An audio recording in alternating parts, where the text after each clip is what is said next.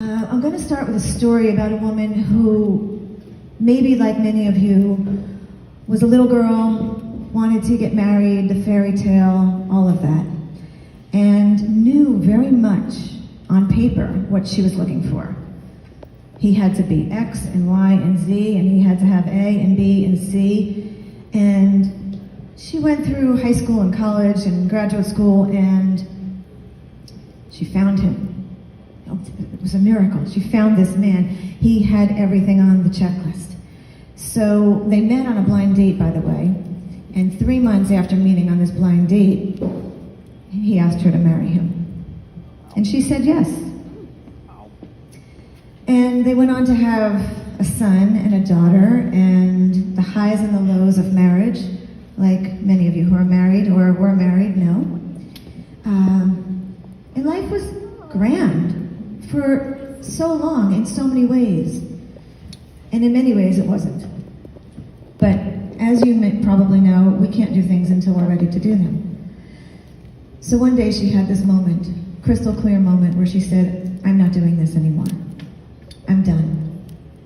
There was no other option. And she proceeded to divorce this man. And her kids were 14 and 11 at the time, so it was a lot. Working, kids, divorce, it's a lot.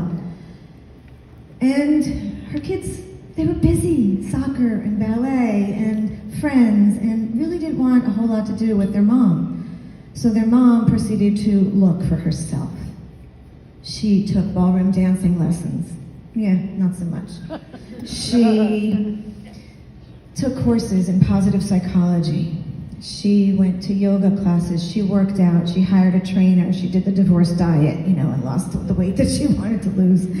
She did everything under the sun that she could do, and one day she decided to walk into a music school and try a 15-minute free singing lesson.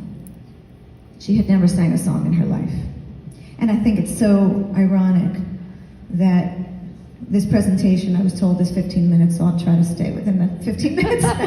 In any case, she walks into this music school in Asbury Park and takes a free 15-minute vocal lesson. And when the teacher starts playing the piano, something came alive in her. She knew she was home. And she hasn't stopped singing since. And she is me.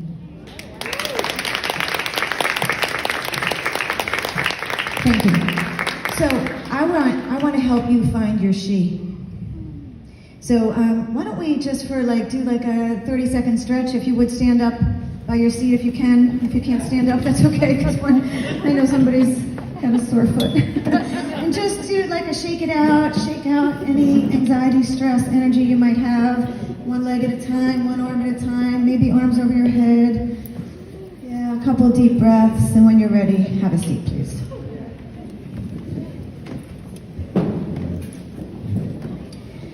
And it seems like the theme of the presenters this morning is to ask you to close your eyes and walk you through something, which I'm going to do as well.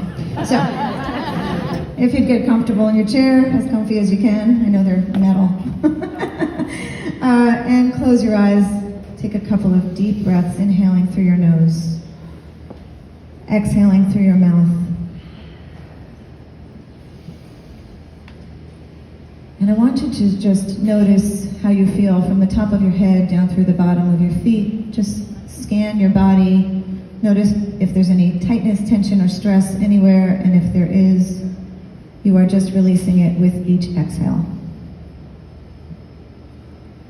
And I want you to imagine that when you go to sleep tonight, in your comfy bed, and you are in a deep, deep sleep, a miracle happens. And that miracle is that when you wake up in the morning, you know that one thing that you want to do differently that could potentially change the course of your life. It could be anything. It could be saying hello to a neighbor that you've never said hello to. It could be going back to college. It could be taking lessons in anything. It could be a painting class. It could be saying you're sorry to somebody that you've been holding a grudge for a long time. But it's a miracle that here you finally have clarity about this one thing that you want to do. And if nothing is coming to mind right now, that's okay. That's okay. There's no right or wrong answer here. So when you have your one thing, if you would open your eyes, please. And if you don't have it, that's okay. If you're willing, I'm going to ask everybody to take 1 minute and share your one thing with your neighbor. What's the one thing you're going to do? And, really important, by when? When are you going to do this thing? If you're not comfortable sharing it because it's really personal, like I'm going to start, I don't know, something really, really personal that you're not comfortable sharing, put it in your phone. Write it down on a piece of paper. So take 1 minute, please. There's